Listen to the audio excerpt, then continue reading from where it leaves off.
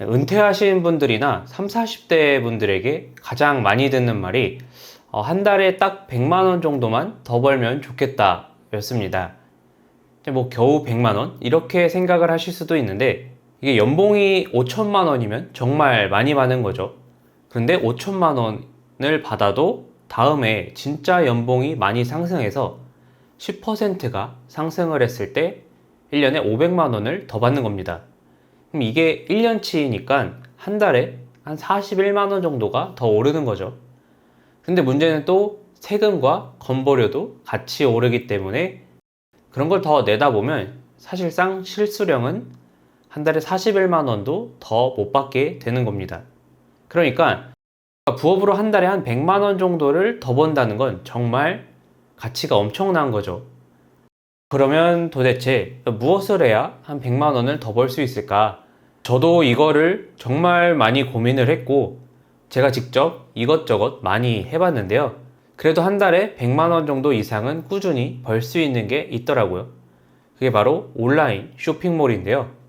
사실 한때 뭐 스마트 스토어라고 해서 정말 많이 유행하기도 했는데 많은 분들이 포기하기도 하고 또 그만큼 새로운 분들이 계속 들어오고 있는 분야가 바로 이 온라인 쇼핑몰입니다. 그러면 그 뜻은 뭐냐? 그만큼 접근하기가 매우 쉬운 분야라는 거죠. 또 다른 말로는 경쟁이 엄청나게 치열하다는 얘기이기도 합니다. 그래서 이렇게 쉽게 뛰어들긴 하지만 쉽게 돈을 벌기는 어렵다는 소리이기도 합니다. 사실 쉽게 뛰어드는 이유는 초기에 드는 비용이 통신 판매업 면허증 한 45,000원 정도? 이것밖에 안 들거든요. 뭐 물건 몇백만 원, 몇천만 원어치 사서 두고 받을 거 아니야? 뭐 이렇게 생각하실 수도 있는데 꼭 그렇게 사업을 하지 않아도 되는 방법들이 있습니다.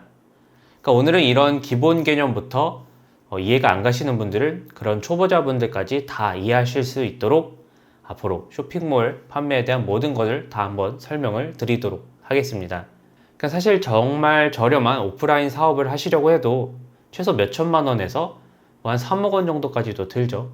그렇게 해서 한 달에 한 1,000만 원을 벌어도 이 3억 원을 메꾸려면 최소한 3년은 계속 일을 해야 이걸 메꾸는 겁니다.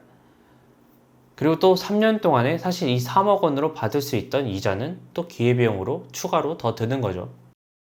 그러니까 오프라인 사업은 부담이 되고 그래서 인터넷에서 뭐 쉽게 돈 번다니까 이쪽으로 많이들 뛰어들기도 하는데요. 또 막상 이렇게 온라인 사업을 해보시려고 하는데 방법을 잘 모르시기도 하죠. 그러니까 참 쉬운 것 같으면서도 어려운 분야가 저는 온라인 쇼핑몰이라고 생각을 합니다. 또 그렇다고 무작정 한번 해보기에는 또 돈 낭비가 얼마 안 될 수도 있긴 하지만 시간 낭비가 많이 될 수도 있잖아요. 그리고 또 문제는 사업이라는 것 자체가 여러분과 잘 안 맞으실 수도 있습니다. 왜냐하면 또 직장인으로 일하는 게 마음 편하게 돈 버는 그런 분들도 계시거든요. 그래서 한번 뭐 앞으로 재고 없이 쇼핑몰을 한다는 게 뭔지, 사입은 그럼 어떻게 하는지, 뭐 대량 등록, 수동 등록, 그리고 반자동 등록, 그리고 또 어떤 카테고리에서 어떤 상품을 팔아야 되는지, 그리고 상품 그러면 그런 건 어떻게 소싱을 하는지, 또 주문 처리는 어떻게 하는지, 좀 이런 것들을 앞으로 한번 쭉 모아서 보여드리도록 하겠습니다. 뭐 이렇게 무료로 다 푸냐 이렇게 생각하실 수도 있지만 이 정도 수준은 돈 받고 팔기에는 약간 욕을 먹죠. 그러니까 제가 한번 다 보여드릴 테니까 한번 쭉 보시고 여러분이 어떤 식으로 사업을 하면 좋을지 한번 스스로 판단을 해보시면 좋을 것 같습니다. 그러니까 일반적인 기본 개념을 다시 영상으로 찍기에는 저도 편집하는 시간이 좀 아깝고 저도 이렇게 쇼핑몰 컨텐츠만 다루는 채널이 하나 있는데 거기서 찍어두었던 영상을 좀 많이 활용을 해보려고 합니다.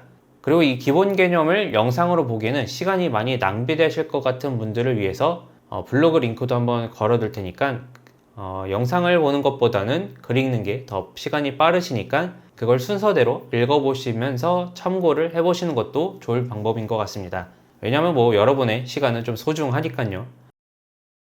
흔히 쇼핑몰 한다고 하면 사람들이 아는 게 사무실에 물건 엄청 쌓아두고 택배 포장하고 모델 둬서 사진 찍고 이런 걸 떠올리실 겁니다. 근데 물건 안 쌓아도 되고 포장 안 해도 됩니다. 이게 이해가 안 가시죠? 여러분 그냥 중간 유통업자다라고 생각하시면 되는데 이걸 위탁 판매 또는 구매 대행이라고 합니다. 사람들이 어느 부분에서 헤맬까 좀 고민해 보니까 제가 처음 시작할 때를 생각해 보게 되었습니다. 저도 처음 할 때는 이 생태계에 대해서 아무것도 몰랐거든요. 그래서 그런 분들이 있을 것 같아서 한번 준비를 해봤습니다. 저처럼 아무것도 모르겠다 그러면 영상을 들면 끝까지 한번 봐주세요. 여러분이 사업을 하신다고 하면서 사업자 등록증과 통신판매 신고증을 만드셨을 거예요. 이거를 모르시면 조금 이따가 더 설명을 드릴게요. 그럼 이제 온라인으로 어떻게 물건을 판매하며 사업을 하실까 고민을 하시면 됩니다. 우선 쇼핑몰 판매의 종류는 두 가지인데요. 택배 포장을 내가 하는 것과 내가 택배 포장 안 하고 고객한테 보내는 것. 이 택배 포장을 안 해도 된다는 게 사실 좀 이해가 안 가시죠? 왜냐면 흔히 쇼핑몰 사업한다고 하면 사람들이 아는 게 사무실에 물건 엄청 쌓아두고 택배 포장하고 그런 걸 좀 떠올리실 겁니다. 그런데 우리는 퇴근하고 부업으로 우선 하실 거잖아요. 그래서 그런 물건 싸고 택배 보내고 그럴 시간이 좀 없습니다. 우리는 택배를 안 쌓아도 되고 포장도 안 해도 됩니다. 이게 이해가 안 가시죠? 여러분은 포장되어 있는 물건을 내가 대신 팔아준다. 그냥 중간 상인이라고 생각하시면 이해가 편하실 건데요. 이 중간 상인이 위탁 판매 또는 구매 대행이라고 합니다. 그럼 택배를 가지고 하는 건 뭐냐? 이건 물건을 싼 값에 많이 사두고 사무실에 쌓아뒀다가 주문이 들어오면 택배 포장 보내고 하는 게 사입이라고 합니다. 사실 이것도 3PL이라고 하는 배송 대행 업체가 있는데 여기까지는 머리 아프니까 나중에 설명드리고 일단 사입은 내가 물건을 여러 개를 미리 사둔다 라고 생각을 해주시면 될 것 같습니다. 그런데 사입은 일단 구매하려면 돈이 들고 이렇게 사둔 물건이 안 팔리면 내가 재고를 다 떠안아야 하는 리스크가 있습니다. 여러분들 이런 것에 두려움이 있으셔서 쇼핑몰 시작하는 거가 약간 꺼려지시죠? 그런 분들을 위해서 추천드리는 게 위탁이나 구매 대행인데 이건 남의 물건을 내가 파는 겁니다. 쉽게 얘기하면 아까 말씀드린 사입한 사람들 거 물건을 내가 대신 팔아주는 게 위탁 판매인 겁니다. 그러니까 여러분이 검색해서 보는 네이버나 쿠팡, 지마켓 이런 사이트 말고 도매 사이트가 또 따로 있는데요. 구글에 이렇게 도매 사이트 이렇게 치시면 쭈루룩 사이트들이 나옵니다. 여기 있는 거 상품 찾아서 내 스마트 스토어에 올리고 주문 들어오면 도매 사이트 가서 발송을 시키는 건데요. 해외 구매 대행은 이걸 국내 도매 사이트가 아니라 해외 사이트에서 구매해서 보내는 거고요. 대신에 이런 거는 내가 먹는 마진이 실이익이 되게 적겠죠. 일반적으로 돈이 없을 경우에는 이렇게 해외 구매 대행이나 국내 위탁 판매로 재고 없이 주문이 들어올 때마다 보내는 것으로 시작을 해서 돈을 모은 후에 사입을 하고 브랜드 제품으로 넘어가는 게 가장 좋습니다. 왜냐면 남의 물건 파는 위탁이나 구매 대행은 나중에 주문 들어와서 보면 소신초에 재고가 없고 그럴 때가 있어요. 그런 걸 처리하는 게 이 판매자로서는 굉장히 조금 귀찮습니다. 그리고 말씀드렸듯이 중간 유통이기 때문에 마진도 되게 적습니다. 여기까지 일단 설명을 들어봤는데 혹시 이해가 안 가시나요? 그러면 다시 한번 영상을 처음부터 들려보시고 여기까지 이해가 가셨다면 더 설명을 하도록 하겠습니다. 다시 한번 좀 더 세부적으로 크게 카테고리를 주면 쇼핑몰은 4가지로 더 나눌 수가 있는데요. 해외 구매 대행, 국내 위탁 판매, 사입 브랜드, 제품 만들기. 해외 구매 대행이란 위탁 판매는 재고가 없이 이루어지는 거고 사입은 이런 제품들을 내가 창고나 사무실에 두고 판매하는 것. 브랜드 제품은 브랜드가 없는 상품에 나의 브랜드 이름 명칭, 그러니까 뭐 특허나 상표권 이런 거를 내서 판매를 하는 겁니다. 브랜드는 새로 나온 용어니까 이게 조금 어려우시면 예를 조금 더 들어볼게요. 똑같이 중국에서 이름 없이 판매되는 수면등이 있다고 해볼게요. 여기에 내 브랜드 명칭, 예를 들어 뭐 빵식, 이건 조금 촌스러우니까 뭐 BS라는 브랜드를 제가 뭐 상표권 특허 신청을 내볼게요. 그리고 수면등에 BS라는 로고, 스티커를 붙이고 그거를 가격을 조금 더 붙여서 판매를 하는 겁니다. 그걸 누가 사? 라고 하는데 뭐 똑같은 티셔츠여도 구찌라는 브랜드가 붙이면 한 3만원짜리 하는 게 막 30만원이 되는 거죠. 그러니까 브랜드의 가치는 여러분이 키워야 하는데 이건 돈이 많이 들죠. 그래서 위탁 판매나 구매 등으로 돈을 버시고 그 돈으로 사입을 하다가 그게 계속 잘 팔리는 것 같으면 브랜드를 하는 겁니다. 여기 하석진 씨 유튜브 보신 분은 아시겠지만 이 똑같은 식기세척기 상품에 SK, 쿠쿠 이런 명칭만 막 붙여서 파는 건데요.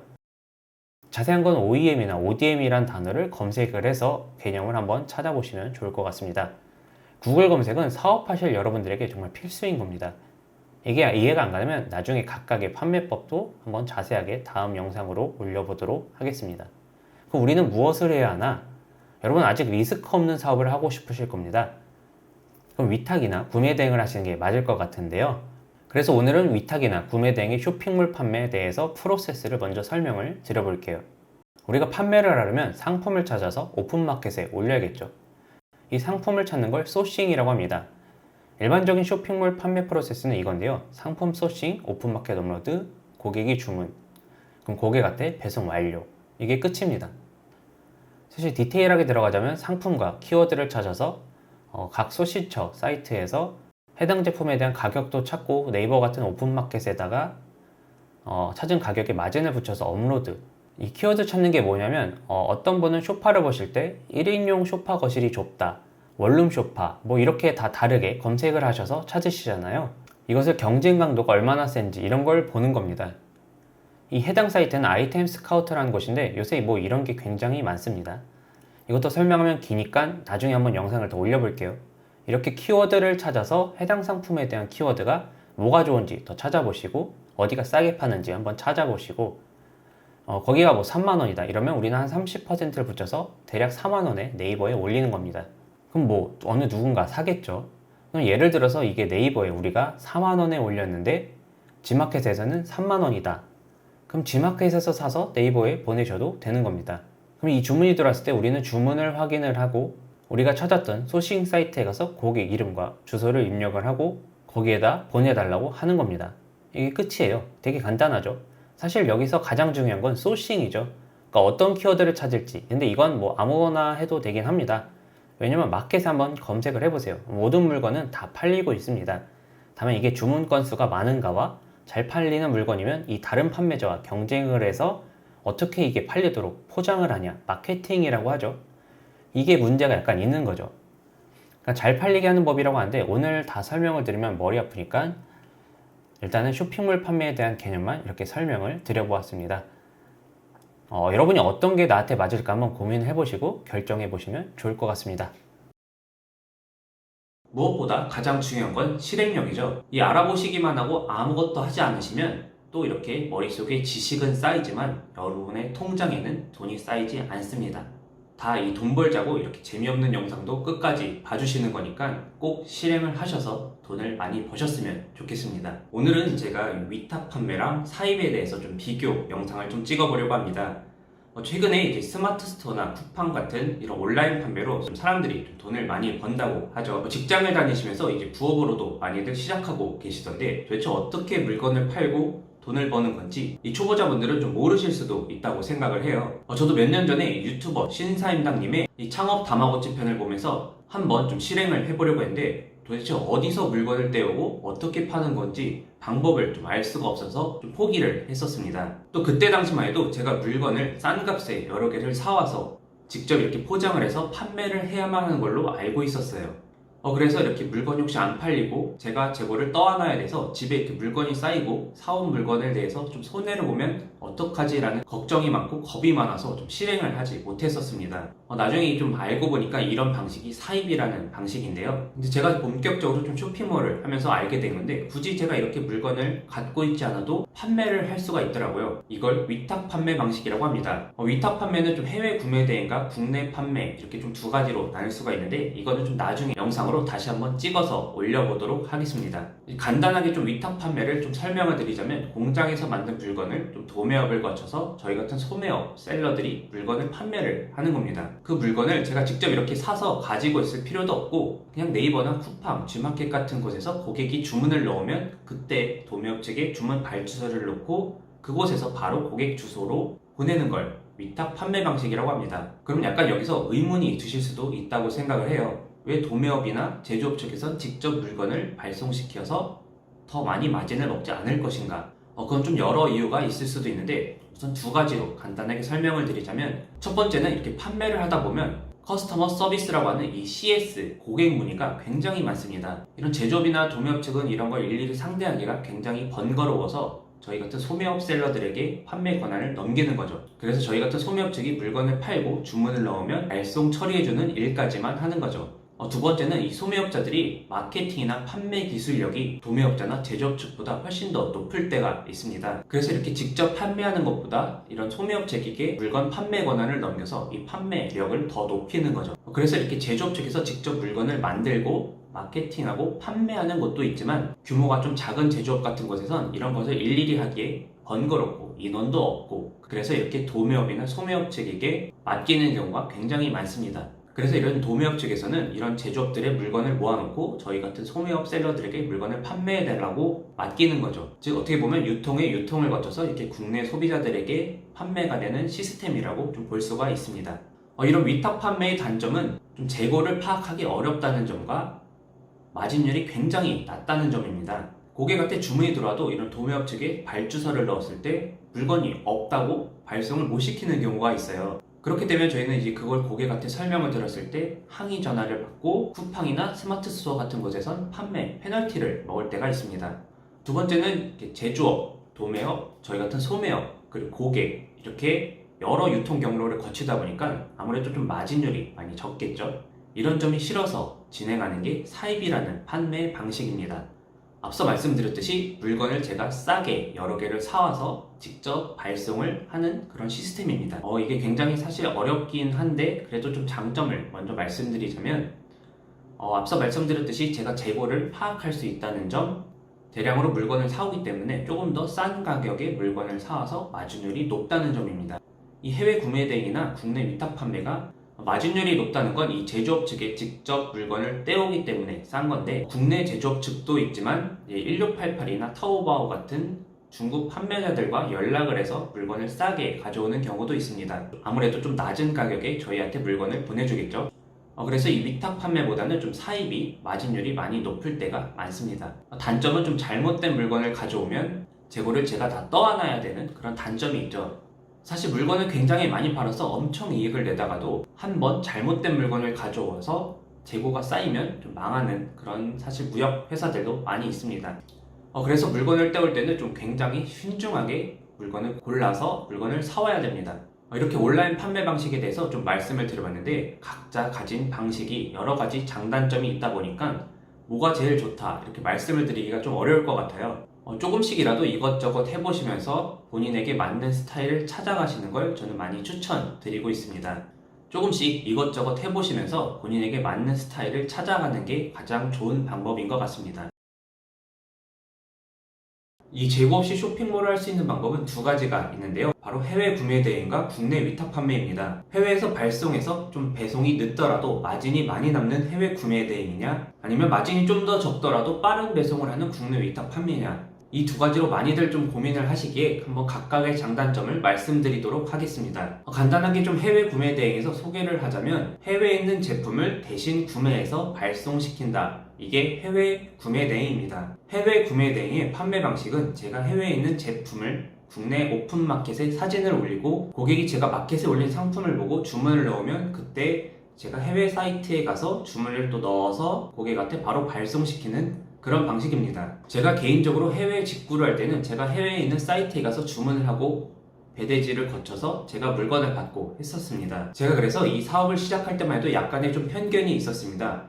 이거를 왜 직접 안 하고 이렇게 생각을 했었는데 이건 저의 좁은 시각으로 굉장히 잘못된 좀 판단을 하고 있었던 거죠. 일을 하다 보니까 쿠팡이나 네이버, 11번가 뭐 이런 곳에서 굉장히 많은 고객들이 주문을 해주시고 계시고 이거는 뭐 저뿐만 아니라 이렇게 많은 분들이 판매를 하고 계시고 이렇게 데이터로도 국내 오픈마켓에 해외 매출 판매를 봐도 굉장히 높은 매출이 있으니까 이런 건 걱정하지 말고 여러분들이 사업을 시작하셔도 충분히 성공하실 수 있으실 것 같습니다. 나중에도 좀 말씀을 드려보겠지만 이런 판매는 여러분들의 경험이나 행동 패턴 뭐 이런 걸로 판단을 하는 게 아니라 좀 데이터에 근거해서 판매를 하시고 제품을 소싱을 하실 때도 내 눈에 내가 예뻐 보이는 이런 제품을 하시는 게 아니라 사람들이 검색하고 조회하는 게 가장 많은 제품 이런 것들을 판매하시는 게 여러분들의 매출 상승에도 많이 도움이 되실 수 있으실 겁니다. 이 해외 구매 대행의 장점은 국내에 없는 다양한 제품을 판매할 수 없고 이 국내 제조업 측에 물건을 판매하겠다 이렇게 허가를 구할 필요도 없다는 겁니다. 단점은 좀 배송이 오래 걸려서 고객들이 언제 물건이 도착하냐 이런 고객 문의가 꽤 많다는 점이 좀 귀찮습니다. 그런데 일을 하다 보면 이런 해외 구매 대행에 대한 CS 방식이 좀 정해져 있습니다. 그러니까 이런 걸 걱정하지 마시고 한번 실행해 보시는 걸 추천드립니다. 두 번째는 국내 위탁 판매입니다. 국내 위탁은 해외 구매 대행과 판매 방식은 다 똑같은데 제품을 국내에서 보내느냐 해외에서 보내느냐 이 차이밖에 없습니다. 말씀드릴 좀 장점은 아무래도 이 제품을 국내에서 보내다 보니까 빠른 배송이겠죠. 국내 위탁 판매에 올리는 도매국 같은 이 도매 사이트에서 싸게 팔리고 있는 제품을 찾아서 네이버나 쿠팡 같은 국내 오픈마켓에 올리는 겁니다. 그렇게 되었을 때 또 고객이 주문을 넣으면 그 주문서를 보고 여러분들이 도매 사이트에 발주를 넣어서 그곳에서 고객한테 발송을 시키는 그런 간단한 방식입니다. 그럼 또 이렇게 생각이 드는 분들이 계실 거예요. 왜 고객이 직접 도매 사이트에 가서 주문을 넣으면 더 싸게 물건을 주문할 수 있는 거 아닌가요? 네, 맞습니다. 그런데 이 해외 구매 대행도 그렇고 고객들은 이 11번가 아니면 네이버, 쿠팡에서 사시는 고객들은 계속 그 마켓에서만 구매를 하고 계십니다. 뭐 더 싸고 더 저렴한 이런 물건을 찾고 이런 시간이 굉장히 아까우신 거죠. 또 새로운 사이트에 가서 주문을 하려면 회원가입도 새로 해야 되고 배송 주소도 또 새롭게 적어야 되고 이런 게 굉장히 번거롭고 귀찮으신 거죠. 그래서 그냥 계속 구매하시던 곳에서 계속 주문을 하시는 겁니다. 그리고 또 의문이 드실 것 같은 게 그럼 도매 사이트나 아니면 제조업 측에서 직접 이렇게 스마트 스토어나 쿠팡 같은 곳에 물건을 판매하면 더 이득이 많이 남고 좋은 거 아닌가요? 라고 생각을 하실 수도 있으실 것 같아요. 물론 그렇게 직접 하시는 큰 규모의 제조업 측도 있지만 규모가 작은 제조업 같은 경우에는 이런 소매업 판매를 하시는 걸 굉장히 손이 많이 가고 번거로우셔서 안 하시는 곳이 많습니다. 그래서 이 물건 판매 권한을 저희 같은 소매업 셀러에게 넘기는 거죠. 그래서 이런 국내 도매업체들이 그런 물건들을 모아놓고 저희 같은 또 소매업체들에게 팔 수 있는 권한을 또 주는 거죠. 그래서 이렇게 쇼핑몰 판매에 대해서 편견을 가지고 그리고 두려움을 가지고 일을 시작 못 하시지 말고 그냥 우선 일단 시작해 보시는 걸 추천드립니다. 일단 실행을 하시면 돈을 벌 수 있는 가능성이 더 커집니다. 국내 위탁의 판매의 단점은 아무래도 이 해외 구매 대행을 하시는 분보다 더 많기 때문에 경쟁률이 좀 더 심합니다. 아무래도 좀 말이 안 통하는 해외 판매자들보다는 한국말로 이 도매업 측과 소통하는 게 더 쉽겠죠. 아무래도 좀 국내 도매업체 측도 거치고 하다 보면 유통을 많이 거치는 거니까 수수료를 더 많이 떼서 여러분들이 가질 수 있는 마진율이 좀 더 적을 겁니다. 그래서 그만큼 해외 구매 대행보다 마진율이 좀 더 적다는 점이 단점입니다. 이렇게 좀 해외 구매 대행과 국내 위탁 판매에 대해서 좀 비교를 해봤습니다. 이건 역시 좀 어느 방식이 더 좋다 이렇게 말씀드리긴 굉장히 어려울 것 같아요. 사실 이 두 가지를 다 하시는 셀러분들도 계시기 때문에 여러분들도 두 가지 다 해보시고 좀 더 돈이 많이 벌리고 여러분들에게 맞는 판매 방식을 찾으셔서 하시면 됩니다. 항상 얘기하지만 이렇게 영상을 보고 여러분들이 실행을 하지 않으시면 또 지식만 쌓이고 여러분들의 통장에는 돈이 쌓이지가 않습니다. 그러니까 꼭 한번 실행을 해보셨으면 좋겠습니다. 그럼 오늘도 긴 영상 봐주셔서 감사드리고 다음번에 또 한번 좋은 영상으로 찾아뵙겠습니다. 감사합니다.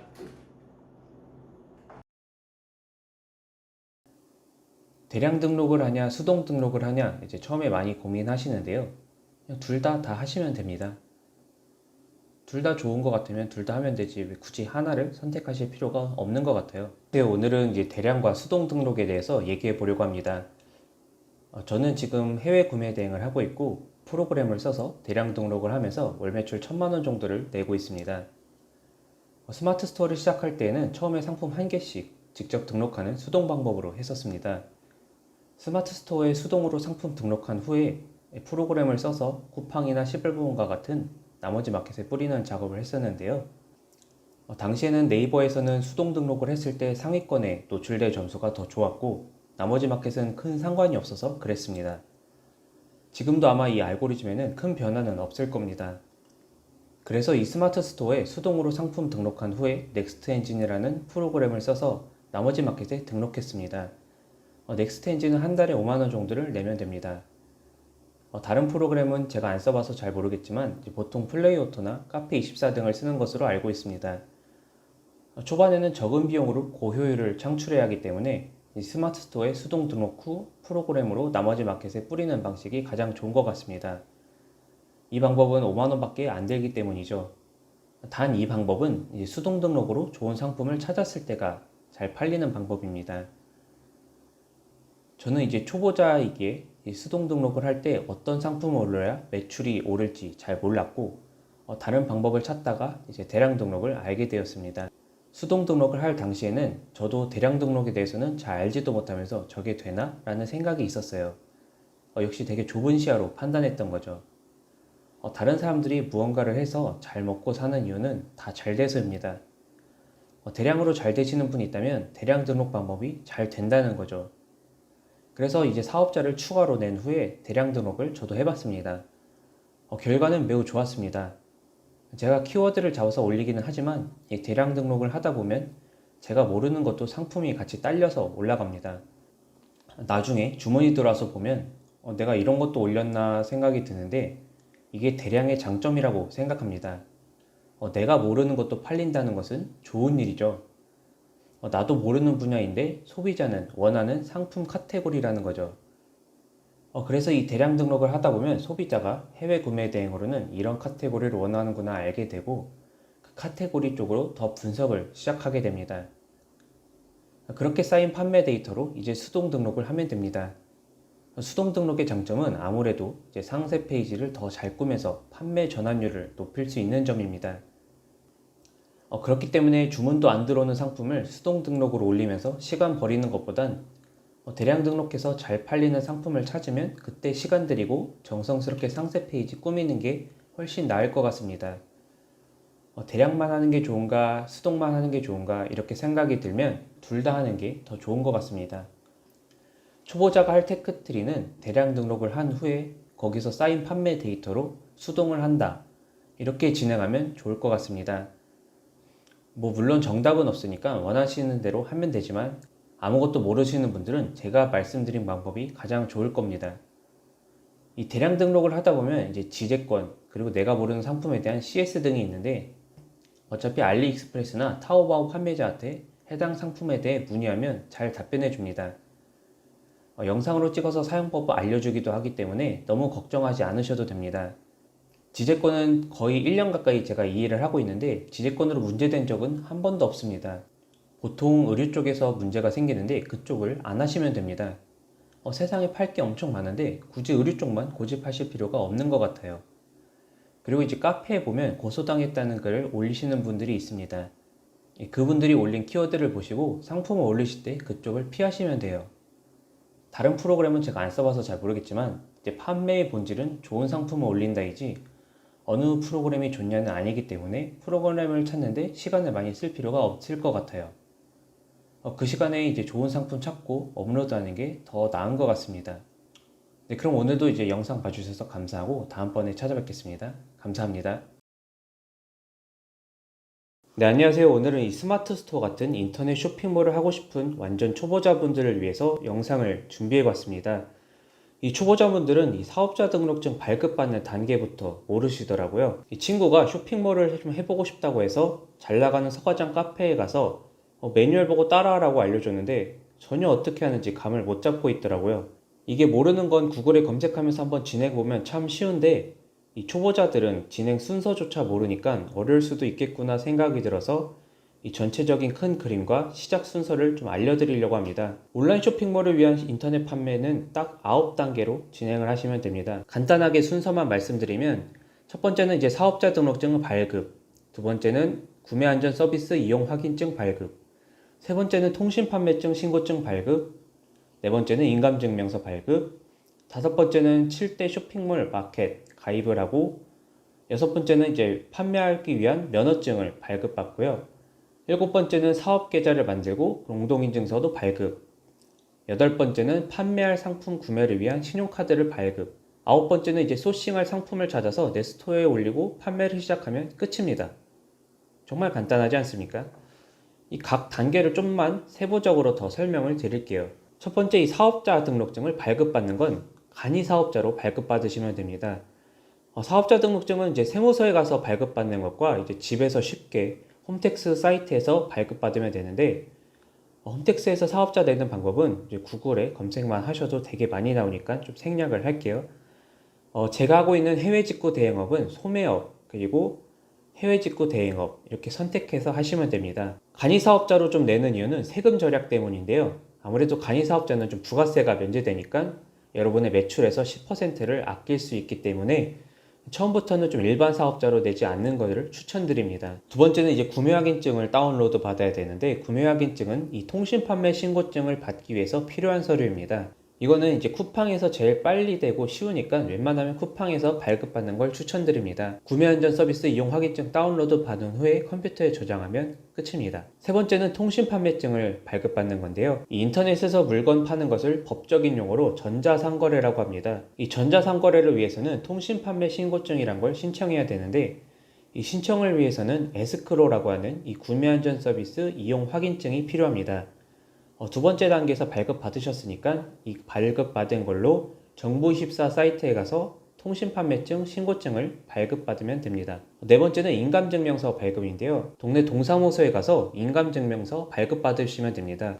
몇몇 쇼핑몰에서는 이게 판매자 가입을 할 때 인감증명서를 제출하라고 해서 이게 필요합니다. 다섯 번째는 이제 7대 마켓이라고 하는 곳에 가입을 하면 되는데, 쿠팡, 스마트스토어, 지마켓 옥션, 11번가, 인터파크, 롯데어, 유메프 등에서 가입을 하시면 됩니다. 스마트 스토어에만 가입하지 않는 이유는 소비자분들이 굉장히 많이 여러 사이트에서 구매를 하시기 때문에, 우리도 판매 매출을 높이기 위해서는 여러 사이트에 물건을 올리면 아무래도 내 상품이 스마트 스토어에만 올렸을 때보다 여러 사이트에 올렸을 경우가 판매될 기회가 더 높겠죠. 여섯 번째는 이제 면허증 발급인데요. 내가 판매하고 싶은 상품에 따라서 면허증을 발급받으면 됩니다. 대표적인 걸로는 이제 건강식품 판매업, 수익식품 인터넷 구매 대행업, 그리고 화장품 판매업 등이 있는데, 이거는 여러분들이 판매하고 싶은 상품에 따라서 필요한 면허증만 발급받으시면 됩니다. 일곱 번째는 이제 사업자 계좌 그리고 공동인증서 발급을 받으면 되는데, 아무래도 좀 매출이 늘어나고 사업 관련 입출금은 한 곳에서 쉽게 관리하기 위해서는 사업자 계좌가 좀 필요합니다. 이 개인 판매고 하다 보니까 안 만드시는 분들도 있는데 그냥 만드는 게 좋습니다. 무엇보다 이 식품 관련해서 수입을 할 때는 유니패스에 수입 신고 등을 해야 되는데, 여기에서는 이 사업자 공동인증서가 필수이기 때문에 사업자 계좌를 만들어야 사업자 공동인증서를 발급받을 수 있습니다. 그러니까 그냥 만드시는 걸 추천드립니다. 여덟 번째는 이제 카드 발급인데요. 상품 매입을 하기 위해서는 신용카드를 만드는 게 좋습니다. 이 신용카드를 만들 때는 이제 본인 스타일에 맞는 카드를 발급받으시면 되는데, 보통 이 카드에서 결제 금액의 1%를 캐시백 해주는 거나 아니면 이 비행기 마일리지 쌓이는 것 둘 중에 하나로 보통 만드시고 계십니다. 이건 역시 이제 각자 본인에게 맞는 걸로 선택을 하시면 되는데, 저는 좀 해외여행을 좋아해서 카드로 비행기 마일리지 쌓는 게 더 좋다고 생각해서 그거에 맞는 카드를 발급받았습니다.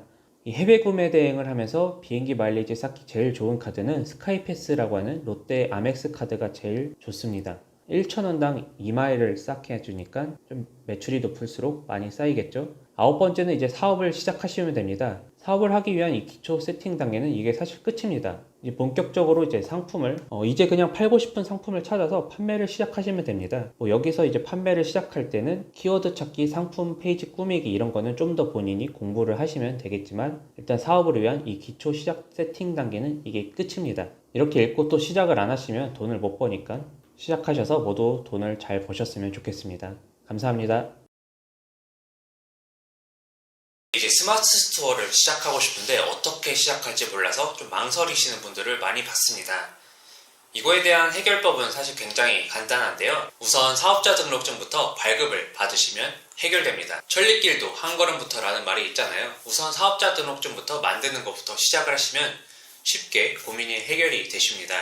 왜냐하면 이제 저도 쇼핑몰 시작할 때 굉장히 많이 고민이 있었습니다. 그런데 이제 막상 사업자 등록증부터 발급을 받고 시작을 해보니까 이게 별거 없더라고요.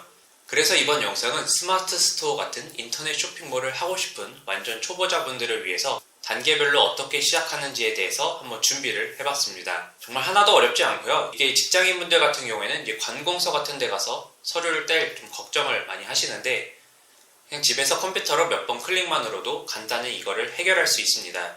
그러니까 너무 겁먹지 마시고 한번 실천을 해보셨으면 좋겠습니다. 첫 번째로 해야 할 일이 이제 사업자 등록증 발급인데, 이거는 홈택스라는 사이트에 가셔서 간이사업자로 발급을 받으시면 됩니다. 제가 하고 있는 이 해외직구 대행업은 소매업, 그 종목 해외직구 대행업 이렇게 선택을 하셔서 만드시면 됩니다. 가입하는 자세한 방법은 이 구글에도 나와 있고, 제가 한번 아래 블로그 링크에도 한번 걸어볼 테니까 보시고 좀 참고를 해주셨으면 좋겠습니다. 간이사업자로 좀 발급을 받는 이유는, 일반 사업자로 하시면 나중에 7월 그리고 다음에 1월에 부가가치세를 내게 되는데, 이게 간이사업자로 하시면 부가세가 면제되거나 매출의 1% 정도만 내시면 됩니다. 처음부터 이 사업이 잘 되시면 좋지만 대부분은 처음부터 매출이 좀 크게 안 나실 거예요. 그래서 이제 간이사업자로 진행을 하시다가 매출이 8천만 원이 넘으시면 그때 일반 사업자로 전환을 하시면 됩니다.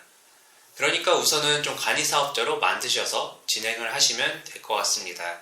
그러면 이제 이미 일반 사업자로 만드신 분들은 그럼 나는 세금을 더 내야 하나? 이렇게 생각하실 수도 있는데, 그런 분들은 이제 사업자 등록증 발급받은 해당 지역 세무서에 전화를 하셔가지고 내가 매출이 적으니까 간이사업자로 변경하고 싶다 이렇게 요청을 하시면 세무서에서 변경을 해줍니다. 두 번째는 구매안전 서비스 이용 확인증 발급인데, 이거는 쿠팡윙이라는 판매자 사이트에서 발급을 받으시면 됩니다. 이걸 가지고 이제 세 번째 통신판매 신고증을 발급을 받으셔야 되는데, 인터넷에서 물건을 파는 것을 법적인 용어로 전자상거래라고 합니다. 이 전자상거래를 위해서는 통신판매 신고증을 신청을 해야 되고, 이 신청을 위해서는 에스크로, 이 구매안전 서비스 이용 확인증이라고 하는 서류가 필요합니다. 두 번째 단계에서 받은 그 구매안전 서비스 이용 확인증을 가지고 정부24 사이트에 가셔서 통신판매 신고증을 만드시면 됩니다. 정부24에서 신청한 뒤에는 이제 위텍스라는 사이트에 가셔가지고 통신판매 신고증 발급 비용을 내시면 됩니다.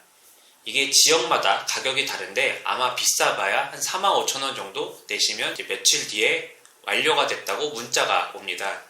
이렇게 해서 통신판매 신고증까지 발급을 받으신 후에 스마트스토어 판매자 센터와 쿠팡윙에 가셔가지고 이 그동안 받으신 서류들을 제출을 하시면서 가입을 완료하시면 끝입니다.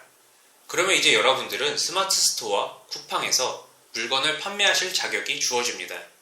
뭐 어렵지 않죠?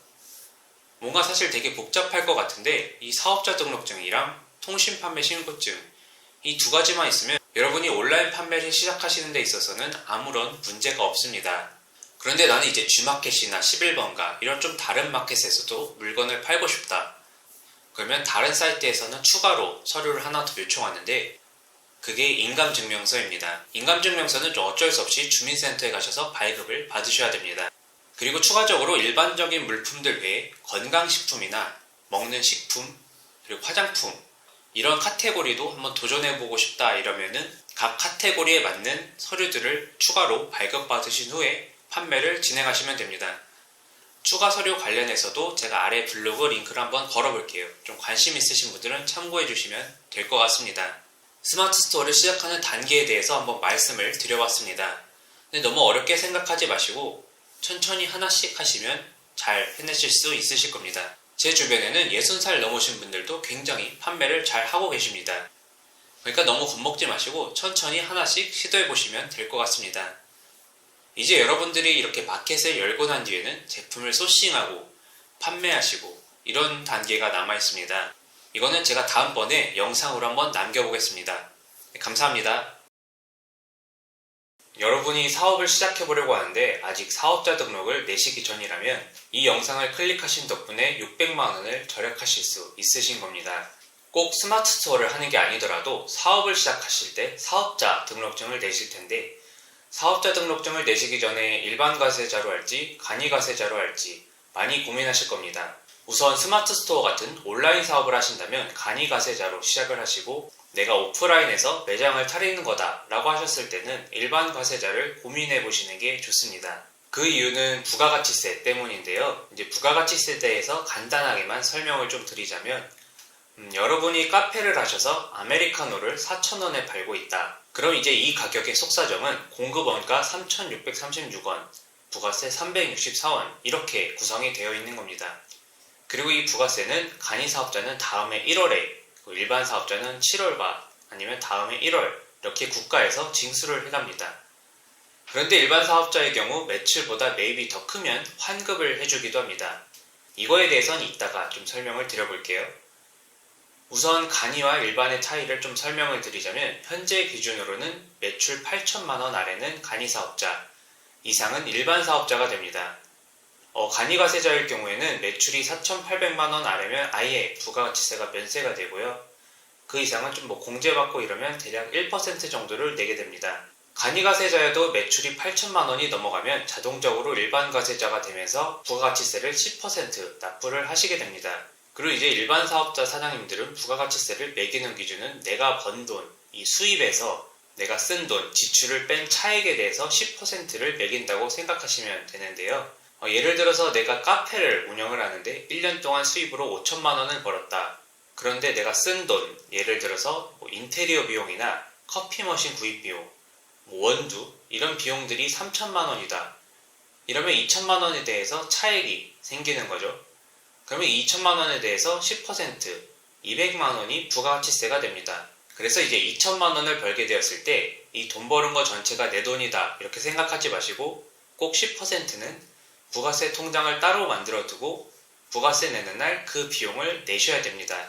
근데 이제 보관하시는 동안 웬만하면은 그 예적금 통장으로 해서 조금의 이자라도 버시는 게 낫지 조금 더 굴려볼까 해서 주식 같은 데 투자해서 혹시라도 이 주식 가격이 내려가면 이제 팔지도 못하고 이래서 대표님들의 다른 또 예금 통장에서 부가세를 내야 됩니다. 그러니까 부가세 내려고 모은 돈으로 다른 데 투자하고 이러지 마시고 그냥 예적금 통장에서 이자 정도만 좀 버시고 부가세를 납부를 하시는 게 좋을 것 같습니다. 그럼 이제 다시 본론으로 돌아와서 일반 가세자는 2천만 원의 10%, 200만 원을 부가세로 내셔야 하고 간이가세자는 8천만 원이 안 넘었기 때문에 이 부가세 납부율이 1%가 됩니다.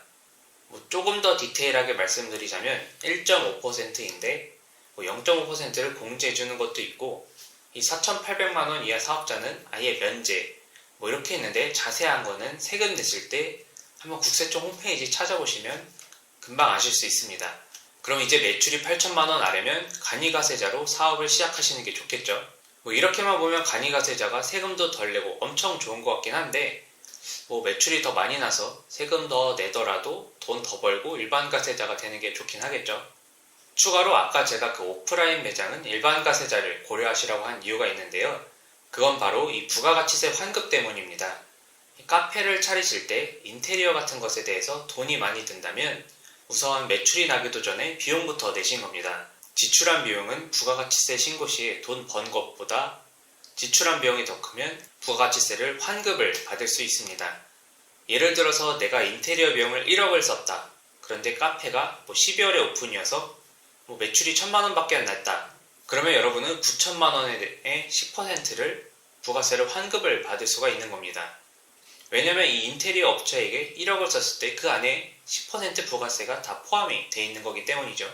건물 짓는 것 같이 공사기간이 1년이 넘게 걸리는 경우에는 그 해에는 지출만 하기 때문에 수입 지출에 대한 상계가 없습니다. 건물이 아직 안 지어졌으니까 임대료 이런 걸 못 받으니까 수입이 0원이겠죠.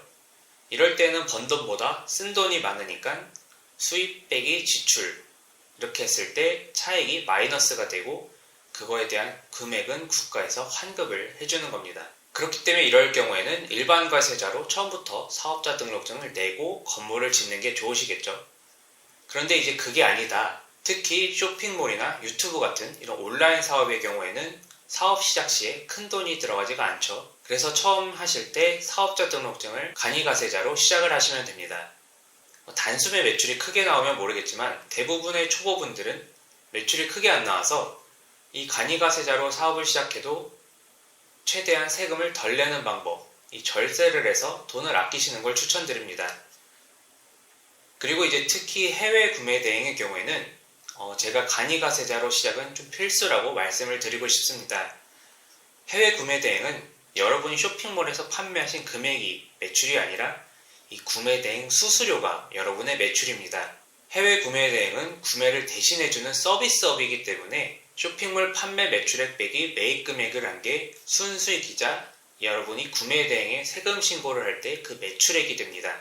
그러니까 마진이 여러분의 매출로 잡히기 때문에 8천만 원의 매출을 만들기가 굉장히 쉽지는 않습니다. 반대로 같은 쇼핑몰을 해도 국내 위탁은 판매 금액 자체가 매출로 잡혀서 8천만 원을 넘기기가 좀 쉽죠. 그래서 똑같이 1억 원어치의 쇼핑몰 판매 금액이 생기고 마진이 3천만 원이 남으면 해외 구매 대행은 부가세가 면제고 국내 위탁 판매는 일반 가세자가 되어서 300만 원의 부가세를 내야 됩니다. 예를 다시 또 들어볼게요. 이 국내 판매자는 매출액이 2억, 그 매입액이 1억 3천이면 똑같이 마진이 7천만 원이 되어도 매출액이 2억으로 잡히기 때문에 간이 가세자로 시작을 해도 일반 가세자로 전환이 되는 반면에 해외 구매 대행은 2억 원어치를 팔고 매입액이 1억 3천이 되면 구매 대행 수수료가 매출로 잡히기 때문에 7천만 원이 매출로 잡힙니다. 그런 간이 가세자가 유지가 되어서 부가가치세를 1%만 내게 되고 국내 판매자는 7천만 원의 10%를 부가가치세를 내게 되는 거죠. 그렇게 됐을 때 세금이 대략 600만 원 정도가 여러분은 세이브를 하실 수 있는 겁니다. 그러니까 꼭 간이 사업자로 우선 시작하시는 걸 추천드립니다. 오늘은 일반 가세자와 이 간이 가세자를 말씀드려봤는데요. 이제 사업을 하시기 전에 세금 문제에 대해서도 한번 계획을 세우시고 사업을 시작하시는 게 여러분에게 많은 도움이 되실 겁니다. 특히 해외 구매 대행을 시작하신다면 말씀드렸듯이 꼭 간이 가세자로 시작을 하시기 바랍니다. 국내 위탁의 경우에도 8월, 9월쯤 시작을 하시면 매출이 얼마 안 나올 수도 있으니까 일단은 간이 가세자로 시작을 한번 해보세요. 자세한 건 세무사에게 여쭤보시거나 아래 제 상담 링크를 걸어 드릴 테니까 한번 물어보시면 제가 최대한 시간이 나는 대로 답변을 좀 드려보겠습니다. 네, 오늘도 영상 봐주셔서 감사하고요. 앞으로도 사업에 대해서 이것저것 영상을 찍어볼 테니까 구독을 눌러주셔서 많이 계속 시청 부탁드리겠습니다. 감사합니다. 네, 오늘은 이 온라인 쇼핑몰 판매를 하면서 얻을 수 있는 부수입에 대해 얘기해 보려고 합니다. 온라인 쇼핑몰을 하다 보면 이 판매 수입 외에 또 다른 부수입들이 있습니다. 구매 결제 시에 받을 수 있는 캐시백이 그중 하나인데 보통 구매할 때 해당 사이트 경로를 통해 결제하면 몇 %를 돌려주는 캐시백과 이 카드 혜택 두 개를 같이 이용하고 있습니다. 예를 들면 샵백과 가온 글로벌 카드를 같이 이용하면 샵백은 결제 금액의 5%를 돌려주고 가온 글로벌 카드에서는 1%를 캐시백해준 혜택이 있어서 6%의 현금을 얻을 수가 있습니다. 그런데 이제 카드 혜택은 캐시백 외에도 비행기 마일리지를 쌓는 혜택이 있습니다. 오늘은 이 카드 혜택으로 캐시백과 비행기 마일리지 이 두 가지를 비교 설명드리려고 합니다. 우선 왜 신용카드로 결제를 하는지부터 설명을 드리겠습니다. 이 판매할 물건을 매입할 때 결제 방식은 현금과 카드 매입이 있습니다. 쿠팡에서 판매를 진행하다 보면 판매 대금을 늦게 주기 때문에 현금이 좀 많이 모자랍니다. 그런 상황에서 굳이 현금으로 구매를 해서 가뜩이나 없는 이 현금 흐름을 막는 것보단 이 신용카드로 결제를 해서 최대한 돈 지출을 미루는 게 좋습니다. 이 지출을 미루기 위해 신용카드로 결제를 하는 김에 몇 가지 혜택을 더 얻을 수 있으면 일석이조겠죠. 그래서 신용카드를 쓰는 겁니다. 최대한 이 추가 수입을 늘리는 게 더 현명한 사업가가 되는 길이라고 생각합니다. 저는 해외 구매 대행을 주로 하니까 여기에 맞는 결제 방식 혜택을 알려드리겠습니다. 앞서 말씀드렸듯이 이 신용카드 혜택은 현금 캐시백과 비행기 마일리지 쌓는 혜택이 있습니다. 신용카드 해외 결제 금액에 따른 캐시백을 해주는 카드로는 제일 좋은 게 가온 글로벌 카드가 있습니다. 가온 글로벌 카드는 1% 캐시백을 해줍니다.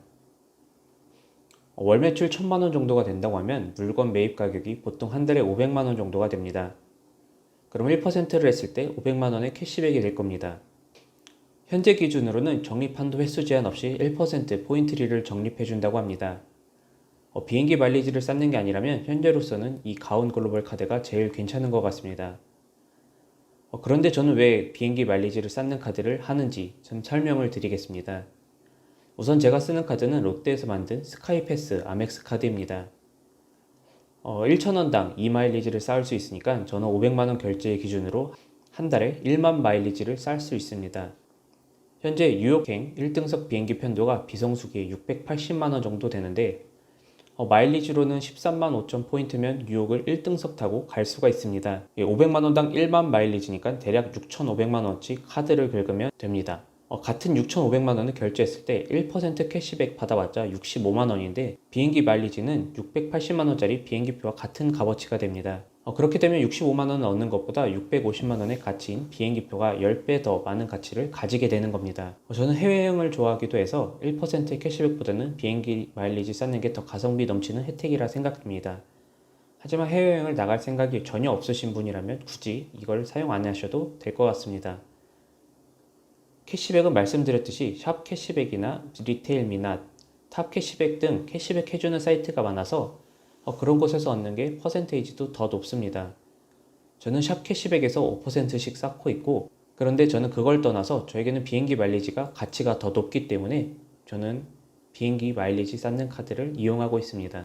저는 이제 미국에서 5년 정도를 지내면서 한국을 많이 왔다 갔다 했는데도 아직도 이제 비즈니스석을 못 타봤지만 이제 언젠간 1등석을 타고 미국을 다시 가보려고 합니다.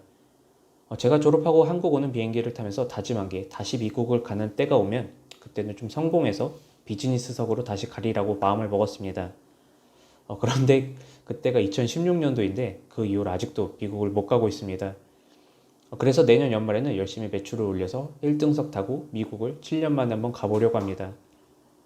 이 롯데카드 스카이패스 외에는 해외 구매 대행으로는 현대카드 030도 혜택이 좋고 삼성카드 마일리지 플래티넘, 우리카드 카드의 정석 스카이패스 등도 있으니까 여러 혜택으로 마일리지 재테크를 좀 추천드립니다.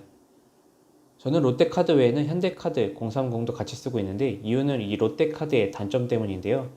롯데카드는 아멕스라 타오바오에서는 카드 결제가 안됩니다. 그래서 현대카드 030도 같이 쓰고 있습니다. 이 비행기 마일리지 쌓는 법은 다양하기 때문에 여러 방법으로 쌓는 걸 추천드립니다. 특히 이 첫 가입 후 한 달 안에 얼마 결제하면 더 많은 포인트를 주는 경우도 있으니까 시간 되실 때는 카드 혜택을 보시고 돌아가면서 가입해서 카드 포인트를 많이 쌓으시길 추천합니다. 지금 아마 시간 나실 때 뭐 연예인 기사, 스포츠 기사 이런 것들 보실 텐데요. 그런 거 보면 흥미는 느껴지시지만 사실 돈을 벌지는 못합니다. 물론 그 기사를 개인 블로그에 올린 후에 이런 구글 애드센스로 돈을 버시면 모르겠지만 아마 대부분은 그냥 보시고 마실 겁니다. 이 돈에 관심이 생기면 이런 혜택들 찾아보고 이런 부수입 찾아보느라 연예인 기사에 관심이 좀 많이 사라집니다. 단 너무 이렇게 좀 살면 일상생활에서 사람들과 대화할 거리가 좀 많이 사라지는 것 같긴 합니다. 그래서 이렇게 좀 주변에 돈에 관심 많은 사람들이 많이 늘어났으면 좋겠습니다. 여러분들도 한번 생활 방식을 한번 바꿔보시면서 좀 더 많은 수익을 얻는 분들이 되시길 바랍니다. 감사합니다. 저는 이 스마트 스토어를 포함한 온라인 쇼핑몰을 운영한 지 1년 조금 안 되는 자영업자입니다. 요즘 스마트 스토어에 좀 관심이 많으시던데 하지 마세요. 굉장히 힘듭니다. 네, 저는 지금 하루에 3시간 정도 일하고 한 달에 1,000만 원 매출을 내는 인터넷 쇼핑몰을 운영하는 초보 사장입니다. 일하는 3시간 외에는 나머지 시간은 그냥 놀고 있으며 말 그대로 이 동네 백수처럼 지내고 있습니다.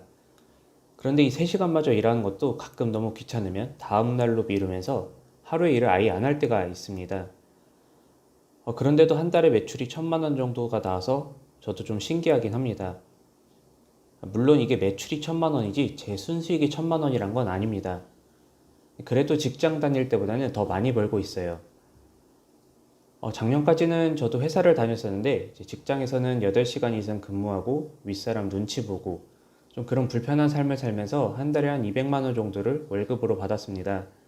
그런데 지금은 이제 눈치 볼 사람도 없고 시간을 자유롭게 쓰면서 하루에 3시간만 일하면서 직장 다닐 때보다는 더 많이 버니까 너무 좋습니다. 저희 최근 2달간 하루 일과를 좀 더 자세히 말하자면 이제 아침 9시에 일어나서 이제 엄마가 차려준 아침 대충 먹고 1시간 반 정도 동네에 있는 산을 올라갔다가 내려와서 집에 와서 씻고 점심 제가 차려 먹고 커피 한잔 하다가 오후 2시부터 컴퓨터 앞에 앉아서 쇼핑몰 주문 들어온 걸 처리하고 5시부터 쉽니다.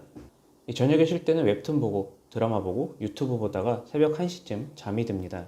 그리고 다음날 9시에 기상해서 또 똑같은 패턴으로 하루를 지냅니다. 가끔 친구들과 약속이 있으면 일도 다음날로 미루고 놀고 있습니다.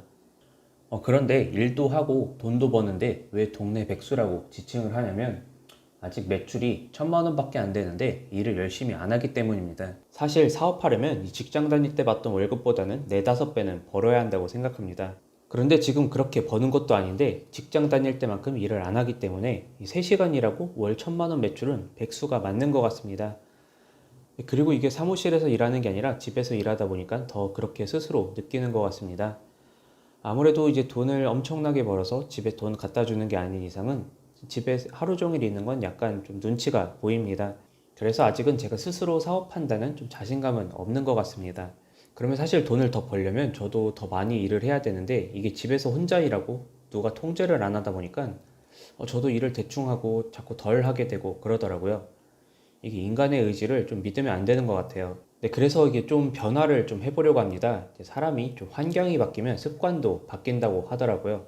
더 열심히 일을 하기 위해서 최근에는 좀 사무실도 얻었습니다. 그래서 이 영상도 이렇게 사무실에서 찍고 있는 거고, 앞으로는 하루에 3시간이 아니라 8시간, 10시간 일을 해서 수입도 더욱 늘리려고 합니다. 뭐 이렇게 인터넷 쇼핑몰 하면서 3시간만 일하고 매출 1,000만 원 벌려고 스마트 스토어 시작하려는 분들께는 미안하지만 아마 생각대로 안 되실 거라고 말씀드리고 싶습니다.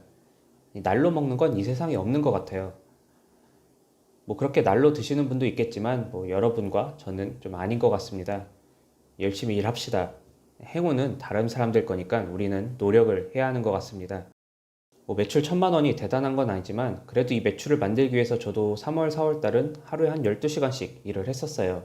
그러고 나서 이렇게 5월, 6월, 7월에 3시간만 일하는 과정을 좀 누리고 있는 겁니다. 사실 지금 이 3시간만 일하고 나머지 시간을 노는 것도 그냥 이렇게 놀려고 그런 건 아니었고 6월 12일 날 제가 투자자산 운용사라는 자격증 시험을 봐야 해서 5월, 6월에는 일을 좀 줄이고 공부를 하느라 그랬었습니다. 이때는 아침에 좀 산에 갔다가 점심에 일하고 5시부터 새벽 1시까지 좀 스터디 카페 가서 공부하고 그랬어요. 다행히 합격은 했었는데 그런데 이렇게 시험 끝나고 6월 중순부터 7월 달은 이제 공부를 안 하니까 남는 시간에 사실 일을 더 했어야 했는데 그냥 시험도 끝나고 일주일만 놀자 한 게 놀다 보니까 계속 이렇게 3시간만 일하면서 놀게 되었습니다. 사실 이렇게 좀 뭐 뽀로로에 노는 게 제일 좋아가 진짜 명언이에요. 너무 좋습니다. 그런데 이제는 좀 그만 놀아야 할 것 같아요. 왜냐하면 저도 좀 목표가 생겼습니다. 내년에는 매출 3,000만 원 만들 겁니다. 그래서 목표 달성을 위해서 8월부터 이 12월까지 4개월간은 또 12시간씩 일하면서 달릴 겁니다. 그래서 순이익으로 월 1,000만 원 이상 벌고 직원도 뽑으려고 합니다. 뭐 이 목표 달성이 안 될 수도 있어요. 그래도 이렇게 목표를 세우면 그 언저리까지는 갈 것 같습니다. 작년 5월 말로 이렇게 퇴사를 하고 쉬다가 10월 달에 사업자를 내고 11월부터 이 쇼핑몰을 시작했는데 저도 좀 초반에는 많이 헤맸어요. 1월 달에 제가 매출 한 200만 원 정도를 벌었는데 이대로 하면 안 되겠다 싶어서 쇼핑몰 이 생태계에 대해서 공부를 열심히 하고 강의도 듣고 이것저것 시도를 해보다가 좀 방법을 알게 돼서 그대로 노력하고 실행했더니 지금 이 정도로 좀 결과가 달라진 거예요. 저는 이 과정을 좀 몸소 느끼고 확신이 좀 들었습니다. 이 방향만 맞으면 노력한 대로 결과가 나온다는 걸 느꼈고 그래서 저희 이 월 매출 3,000만 원, 월 순이익 1,000만 원이라는 목표를 좀 이룰 수 있을 것 같아요. 직장 다니면서 퇴근하고 3, 4시간 더 일해서 한 달에 50만 원에서 100만 원 정도 더 벌고 싶은 분들이 계실 텐데 순 마진으로 한 달에 50만 원 정도 더 버는 건 노력한다면 진짜 정말 가능합니다. 지금 저한테 배워서 이 부업으로 쇼핑몰 시작한 제 친구들 중에 꾸준히 노력한 애들은 그 정도 다 벌고 있습니다. 말했듯이 좀 노력을 해야 버는 거지 일주일 했다가 포기한 애도 있습니다. 스마트 스토어 뭐 어렵다, 레드오션이다, 안 된다 이 하시는 분들 중에 진짜 연구해서 노력해서 판매 시도해본 분들은 별로 없을 것 같습니다. 아마 포기한 제 친구처럼 상품 몇 개 좀 올려보고 말았을 거예요. 제가 지금 버는 이 매출 1,000만 원이 대단한 건 아니지만 이게 목표인 분들도 있으니까 말씀을 드리자면 이 정도는 시도하고 노력하면 정말 누구나 다 가능합니다. 저도 뭐 이렇게 쉬운 것처럼 얘기는 했는데 진짜 하자마자 잘 되고 그러진 않습니다. 다만 방법을 알면 할만합니다. 그리고 방법을 알아도 열심히 해야 합니다. 말씀드렸듯이 어느 정도는 노력을 해야 하는 거고 무엇보다 배웠으면 실행, 이게 제일 중요합니다. 사실 배우고 실행 안 하신 분들도 굉장히 많아요. 그래서 요즘 사람들이 스마트 스토어에 좀 관심이 많으신데 밖에서도 제가 이런 인터넷 쇼핑몰 한다 그러면 저한테 물어봐요. 어떠냐고. 그럼 하지 마세요. 굉장히 힘듭니다 라고 대답을 합니다. 왜냐면 좋다고 그러면 저한테 가르쳐 달라 그래요. 처음에는 좀 멋모르고 가르쳐 줬더니 물건 몇 개 올려보고 포기하고 안 된다고 합니다. 그래서 요새는 누가 물어보면 별로라고 하지 말라 그래요. 기껏 가르쳐 줘봤자 제 시간만 버리는 걸 깨달았기 때문에 더 이상 희망을 안 줍니다. 이게 한두 달 해보고 잘 되면 뭐 누구나 다 이거 하겠죠. 쇼핑몰은 꾸준히 열심히 하는 게 제일 중요해요. 그런데 이런 말 하기에는 저도 최근에 좀 놀아서 뭐라 하기는 그럽니다만 이제 노력하는 게 사실 제일 중요한 것 같습니다. 그래서 이 영상을 찍게 되었습니다. 이렇게 영상 박제해 놓고 다시 열심히 일해 보려고 합니다. 저도 이제 다시 초심으로 돌아가서 이렇게 처음부터 시작하는 느낌으로 해보려고 하니까 여러분들도 한번 시작해 보세요. 이 실행하는 순간이 아마 여러분의 인생이 긍정적인 미래로 변화될 이 변곡점이 되실 수 있으실 거예요. 영상 봐주셔서 감사하고 이제 경제적으로 지금보다 더 나은 삶이 되시기 위해 같이 한번 노력해 보셨으면 좋겠습니다. 네, 감사합니다. 자, 한번 기본 개념을 설명을 드려봤는데요. 이 정도면 한번 해볼 만한데 이렇게 생각이 드신다면 한번 이제 두 번째 강의로 한번 보시고 사업을 한번 진행해 보시는 건 어떠실까요? 두 번째 강의에서 본격적으로 쇼핑몰 강의 시작하도록 하겠습니다. 감사합니다.